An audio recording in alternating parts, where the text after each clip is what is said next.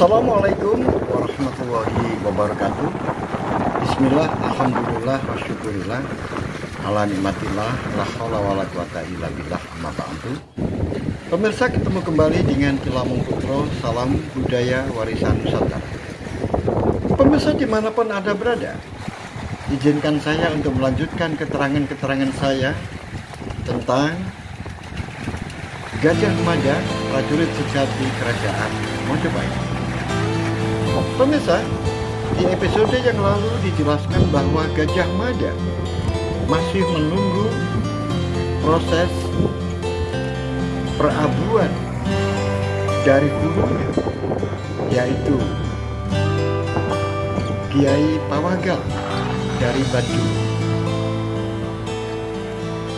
Setelah proses pembakaran mayat ini sudah berlangsung, maka Gajah Mada berpamitan untuk melanjutkan perjalanan menuju ke ibu kota, yaitu ibu kota Majapahit di Trombang. Pemirsa dimanapun Anda berada, saat Mahamantri Mukhya Gajah Mada mau kembali ke ibu kota, maka masyarakat yang ada di sekitar itu menyempatkan untuk datang ke rumah Nyai Sunoloh atau rumah Gajah Enggon untuk sekedar melihat sosok orang terkenal, yaitu Gajah Mada. Dan mereka yang mendapatkan kesempatan untuk berjabat tangan, dia sungguh merasa sangat bangga. Dan akhirnya Gajah Mada juga memberikan kata sambutan, karena masyarakat sudah banyak yang berkumpul di tempat itu, sehingga berkumpulnya masyarakat digunakan kesempatan oleh Gajah Mada untuk menyampaikan hal-hal yang terkait dengan kemajuan kerajaan. Salah satu di antaranya adalah menghimbau kepada masyarakat yang memiliki anak yang masih berusia 18 tahun diberikan kesempatan untuk membela negara, menjadi prajurit-prajurit Mojopahit. Karena saat ini kerajaan membutuhkan banyak prajurit untuk mendukung, yaitu cita-cita persatuan Nusantara yang dicanangkan oleh Gajah Mada. Pemirsa dimanapun Anda berada, akhirnya setelah Gajah Mada bisa bertemu dengan masyarakat dan kemudian berpamitan dengan keluarga, yaitu keluarga Gajah Enggon, dan bersama Gagak Bongol kemudian kembali ke ibu kota untuk melanjutkan pekerjaan. Pemirsa dimanapun Anda berada, kita sekarang beralih di sebuah pasar, di mana pasar pagi saat itu sangat ramai. Kemudian banyak orang yang menjual peralatan-peralatan pertanian. Di saat-saat pasar begitu ramai, maka terjadi insiden karena ada pencopet pengecer di pasar itu, seorang laki-laki dengan tubuh besar, karena dia mengambil, yaitu pacul dan air. Tapi setelah ditanya oleh penjual, mereka malah lari, tidak mau membayar. Oleh sebab itu terjadilah cerita, yaitu paukan maling, copet dan sebagainya. Akhirnya terjadilah keributan di pasar itu. Dan di tempat itu kebetulan ada seseorang yang sedang sibuk mencari seseorang karena dia kehilangan anaknya. Anaknya sudah 1 bulan tidak pulang. Oleh sebab itu dicarinya di pasar-pasar dan dicarinya kemana saja. Nah, kebetulan pagi itu mencari di pasar, dan di pasar saat itu terjadi keributan, yaitu ada pencopet atau pengutil pacul dan arit yang tidak mau membayar. Orang yang mencari anaknya itu kemudian dengan begitu sigapnya, dengan cepat berhasil menangkap orang yang mencuri pacul dan arit. Bahkan sempat melukai lengannya dengan pisau. Dan pencuri atau pencopet ini, pengutil ini akhirnya lumpuh karena tangannya terluka, dan masyarakat mau main hakim sendiri dicegah oleh orang itu.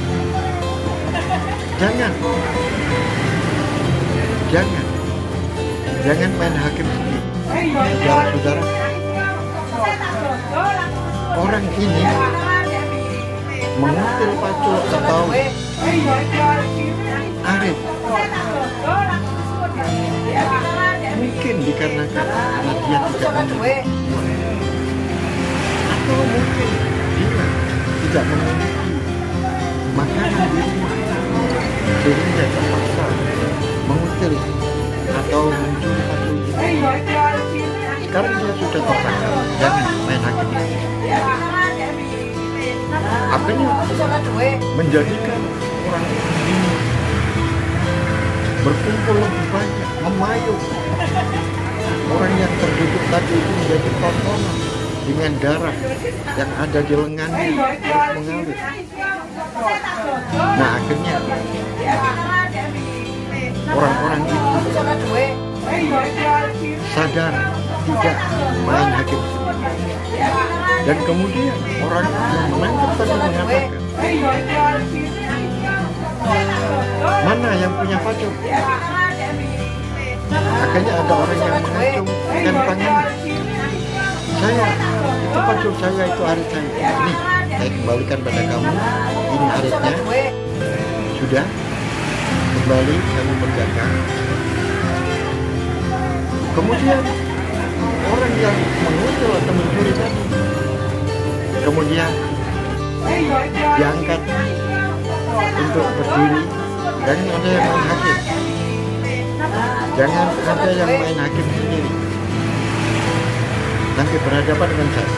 Akhirnya orang tadi diajak untuk menepi, kemudian dibersihkan lengannya yang berdarah itu. Kemudian dikatakan, kenapa kamu mengambil pacul atau mengambil arit? Mohon maaf, anak saya di rumah tidak ada. Oleh sebab itu saya terpaksa mencuri pacul dan arit ini. Saya jual untuk memberikan makan anak saya. Dan satunya saya, oleh sebab itu perlu pengobatan. Pemirsa dimanapun Anda berada. Kemudian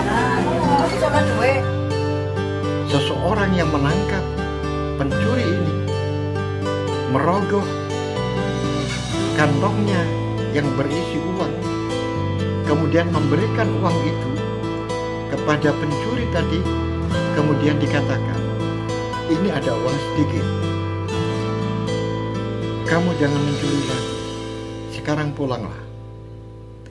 Betapa gembiranya orang itu, dia diselamatkan, bahkan diberi uang, disuruh pulang.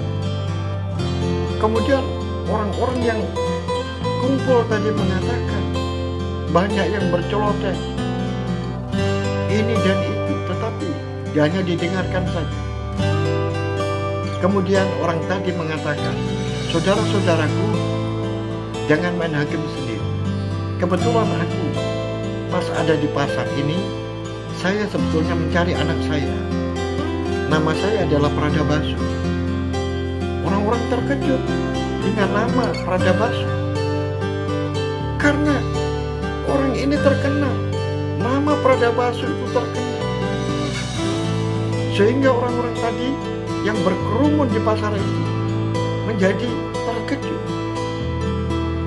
Kemudian ada yang berbisik-bisik, sekarang kok berbeda. Pradabasu dulu orangnya tuh kekar, tapi sekarang kok kurus. Jadi Pradabasu namanya sudah populer. Saudara-saudaraku, kalau ada yang menemukan anak saya yang namanya Prajaka, memang anak saya ini umurnya sudah dewasa, sudah 23 tahun. Tetapi sifat-sifatnya aneh, tidak seperti anak-anak pada umumnya. Oleh sebab itu, barangkali menemukan anak saya yang namanya Prajaka, tolong saya dikasih. Atau kalau mau mengantarkan pulang ke rumah, maka akan saya berikan. Pemirsa dimanapun Anda berada, akhirnya Pradabasu pergi dari pasar itu. Dan kepergian Pradabasu, masyarakat yang ada di pasar itu,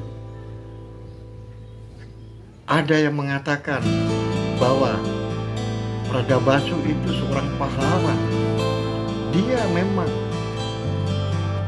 prajurit hebat dari Bayangkara, tetapi sekarang dia sudah pensiun, sudah tidak di Bayangkara lagi, dan sekarang badannya agak kurus. Kalau dulu kekar. Pemirsa dimanapun Anda berada, akhirnya Pradabasu pulang. Sesampai di rumah, istrinya sudah menjemput di depan rumah karena terdengar kuda, dan bisa dipastikan bahwa kuda itu adalah kuda milik suami.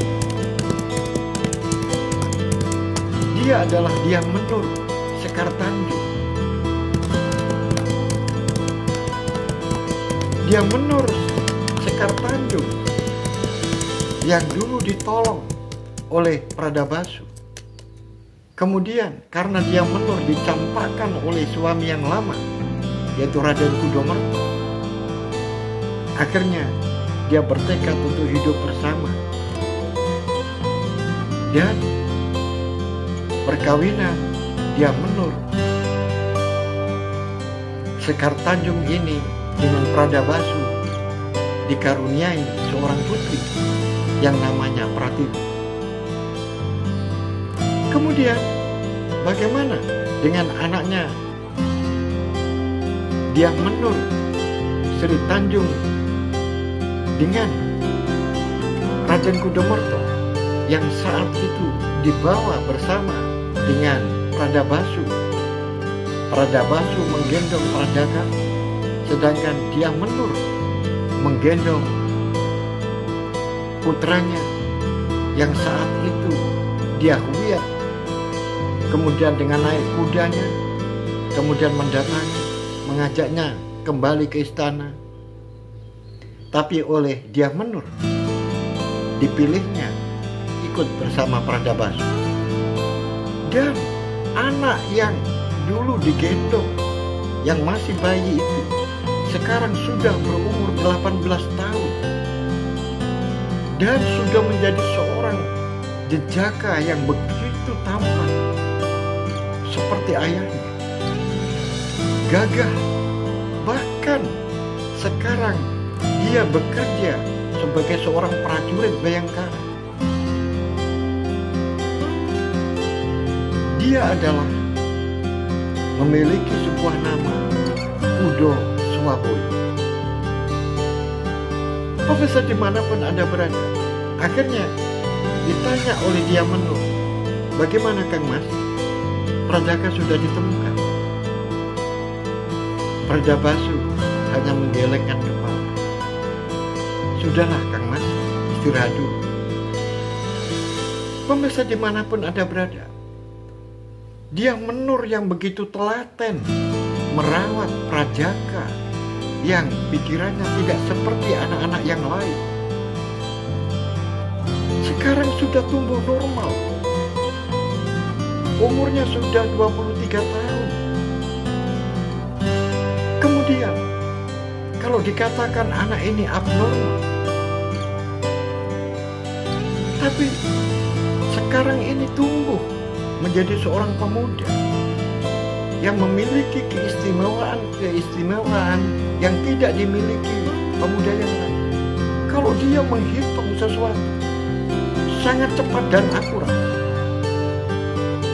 Kemudian kesukaannya adalah mengumpulkan benda-benda yang aneh, mengumpulkan bonggol-bonggol kayu yang menurut orang lain adalah sampah. Tetapi dengan Prajaka, bonggol-bonggol kayu itu disulap menjadi sebuah benda yang bernilai seni sangat tinggi. Dia kesukaannya adalah di bidang seni. Kemudian memorinya juga begitu, sangat kuat.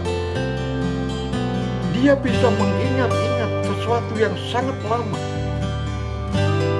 Dan begitu bisa mewadahi, memori-memorinya sangat kuat. Dan daya ingatnya luar biasa. Tetapi sifatnya tidak bisa dikendalikan orang lain. Apabila dia sudah suka mengerjakan sesuatu, maka dia seakan-akan lupa makan. Dikerjakan sampai selesai, sampai tuntas, siang dan malam. Dan tidak ada orang yang bisa mencegahnya. Itu adalah Prajaka.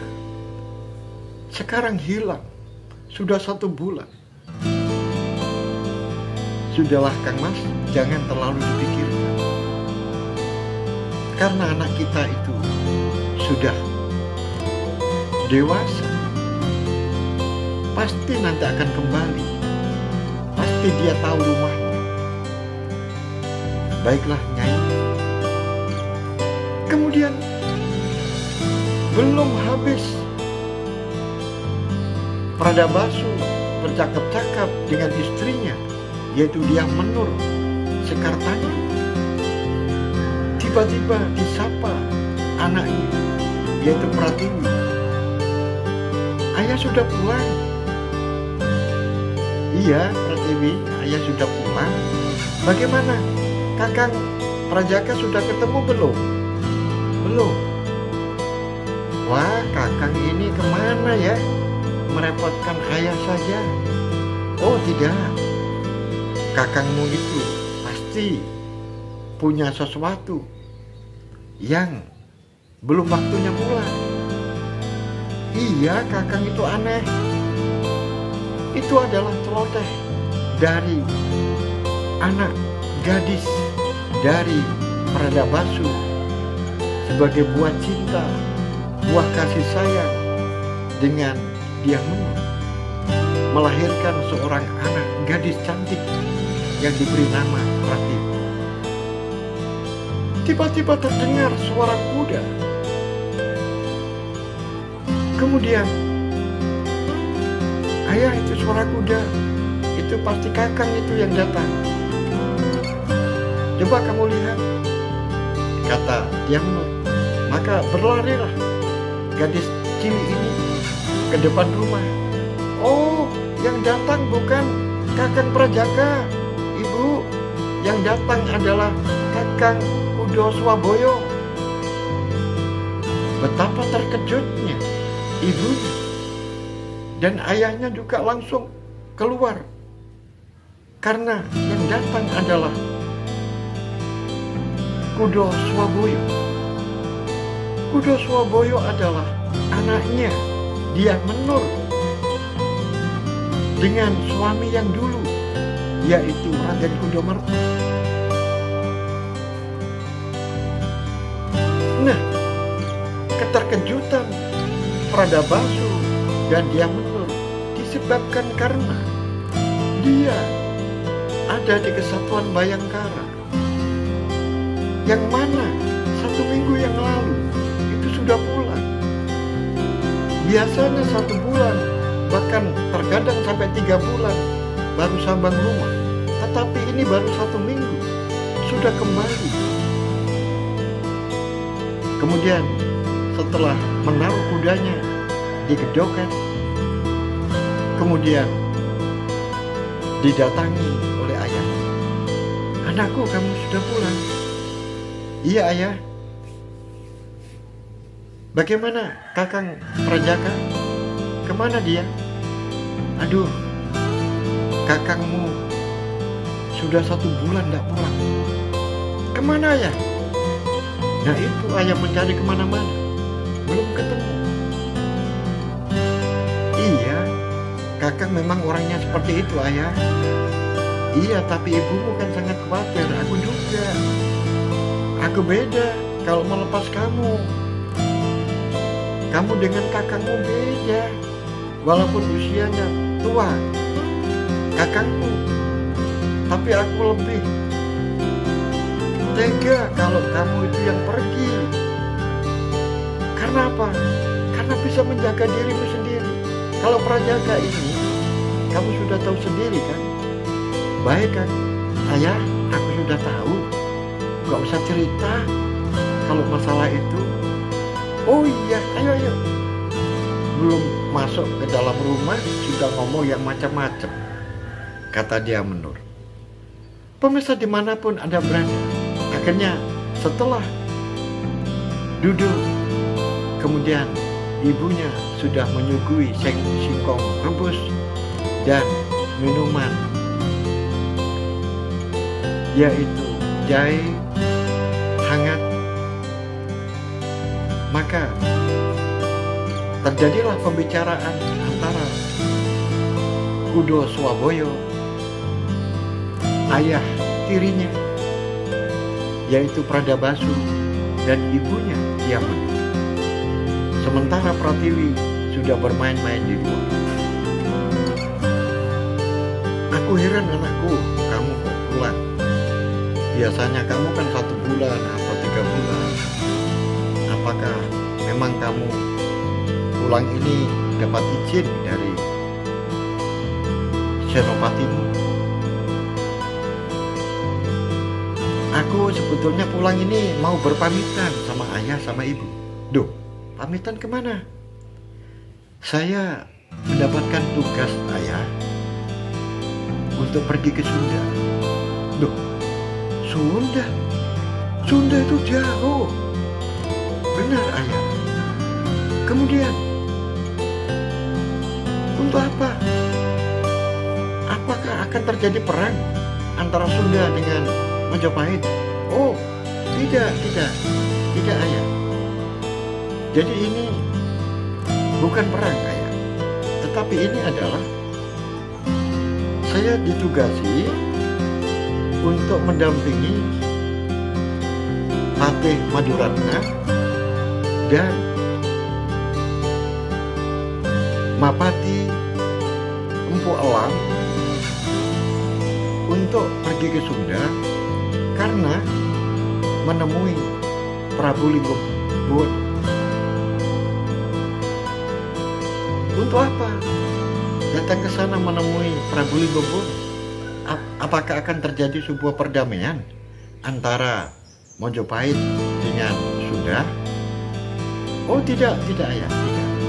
Ini urusannya adalah Prabu kita, yaitu Hayam Wuruk, ini menyukai seorang gadis, yaitu putranya Prabu Linggobuwono, yang ceritanya banyak orang, cantiknya luar biasa.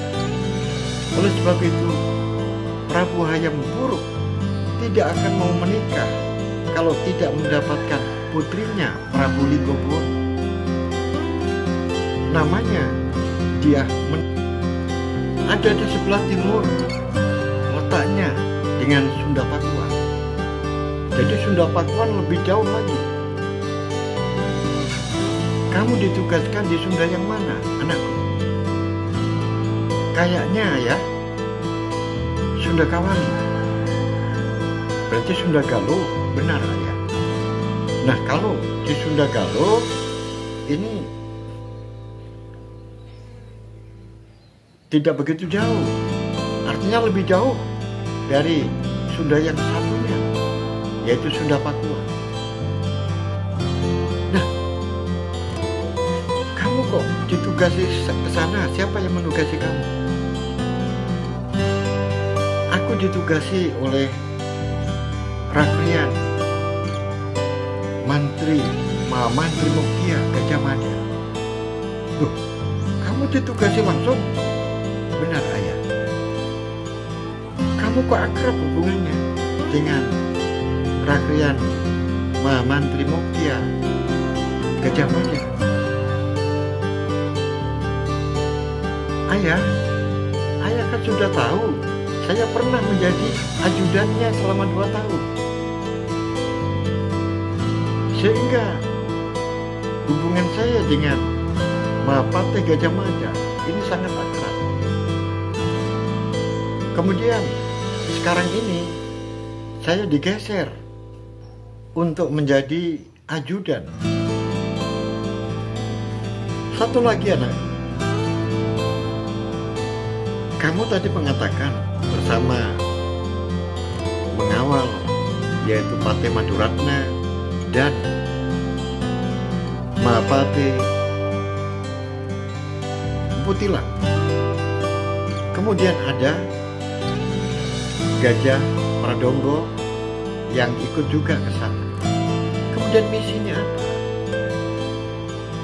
Ayah, aku tadi kan sudah bilang bahwa ini adalah untuk melakukan pembicaraan, yaitu Hayam Wuruk, raja kita ini menyukai, yaitu anak gadis dari Prabu Linggobuwono.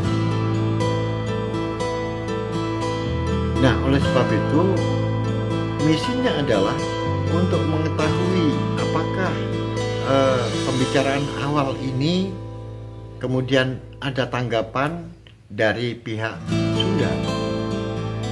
Maksudnya adalah yaitu pembicaraan awal bahwa Hayam Wuruk menyukai putrinya, yaitu Dyah Pitaloka Citraresmi itu.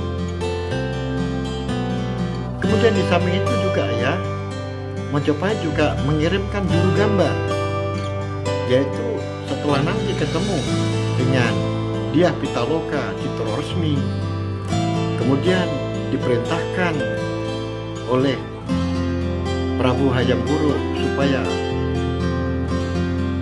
Dyah Pitaloka Citraresmi itu digambar oleh seorang pelukis, kemudian nanti dibawa ke Majapahit. Kemudian nanti akan dilihat oleh Hayam Wuruk bagaimana lukisan itu. Oleh sebab itu mencari pelukis yang sangat mahir untuk bisa menggambar seperti aslinya. Oh begitu. Baiklah anak. Terima kasih informasinya. Yaitu suaminya dari Ibu Suri, Dyahwya, ayah. Iya. Jadi Pradabasu dengan ibunya sebenarnya kan sudah tahu, tetapi dia pura-pura tidak tahu. Kemudian tiba-tiba ibunya menyela, "Wahai anakku, bagaimana dengan tuanmu yang baru, yaitu Raden Wijaya Reksa? Apakah sayang dengan kamu?" "Baik ibu, orangnya baik. Saya sering diberikan hadiah-hadiah, termasuk Ibu Suri juga bagus, sayang dengan saya. Saya sering disuruh kemana-mana untuk mengantarkan beliau. Syukurlah kalau begitu, anakku. Kemudian supaya pembicaraan ini tidak terlalu melantur kemana-mana, yang dikhawatirkan nanti oleh Pradabasu adalah bocornya rahasia yang disimpan selama ini. Karena Raden Kudamerta yang tidak lain sama dengan namanya Wijaya Rajasa, yaitu suami dari Dyah Wiyah, tidak lain adalah ayahnya sendiri, yaitu ayah dari Kudo Swaboyo dengan ibu Dyah Menur. Oleh sebab itu, cepat-cepat Pradabasu tanggap, tidak melanjutkan untuk bertanya ke arah itu. Akhirnya Pradabasu mengalihkan pembicaraan. Wahai anakku, yang namanya Galuh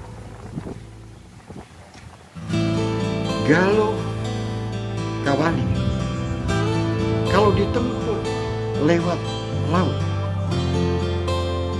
kemudian nanti mendarat di Cirebon, kemudian berjalan menuju ke selatan, cukup, boleh dikatakan tidak terlalu jauh. Tetapi kalau ditempuh lewat darat, maka sungguh sangat menyusahkan, karena medannya bergunung-gunung. Kemudian jalan-jalan yang dilalui ini masih sepi, dan masih banyak daerah-daerah tertentu yang sering terjadi pembegalan-pembegalan. Oleh sebab itu, kamu harus hati-hati. Bagaimana rencananya lewat darat? Apakah lewat laut? Kalau yang saya tahu, ayah, ini nanti akan lewat laut, kemudian nanti disusul lewat darat. Iya, benar. Jadi nanti kapal-kapal itu nanti akan berlabuh di Cirebon, kemudian setelah itu dilanjutkan dengan naik kuda. Begitu, ayah, ya? Benar, seperti itu, anak.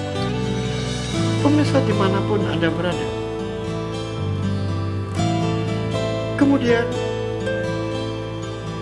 Pradabasu dan Dyah Menur yang tahu anaknya ini sangat dekat dengan orang tua aslinya, kemudian sekarang ini mendapatkan tugas ke Sunda Kawali. Oleh sebab itu, dia hanya bisa berpesan supaya hati-hati. Oleh sebab itu, dia masih bertanya lagi. Kamu tadi bilang bahwa Patih Maduratna bersama dengan Empu Elam yang berangkat ke sana. Benar, ayah. Kemudian ada lagi pejabat lain yang ikut ke sana. Ada, ayah, yaitu Gajah Pradombo. Gajah Pradombo adalah Gajah Enggon. Sehingga Pradabasu menjadi lega karena di sana ada Gajah Enggon, atau yang disebut oleh Kudo Swaboyo yaitu Pradombo. Memang Gajah Pradombo atau Gajah Enggon ini dengan Pradabasu hubungannya sangat dekat. Dan yang menjadi keuntungan Pradabasu adalah karena dia sudah pensiun dari prajurit Bayangkara, hanya satu tujuan, yaitu menyembunyikan Kudo Swaboyo ini supaya dia tidak diketahui jejak. Sehingga sampai sekarang ini Gajah Mada, Gajah Enggon, Gagak Bongo tidak mengetahui kalau yang namanya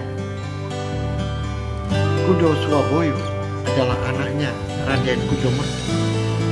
Bahkan Raden Kudomerto dan Ibu Suri Dyahwiyat sendiri juga tidak tahu, padahal sudah ada di rumahnya. Demikian sebaliknya, Kudo Swaboyo juga tidak tahu.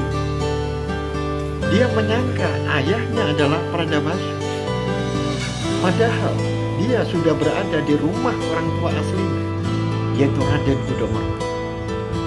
Pemirsa dimanapun Anda berada, bagaimanakah kelanjutan dari cerita ini? Apa yang dilakukan oleh para pembesar Mojopahit yang sekarang ini sedang berkunjung ke Sunda? Oleh sebab itu, ikuti terus acara ini hingga selesai.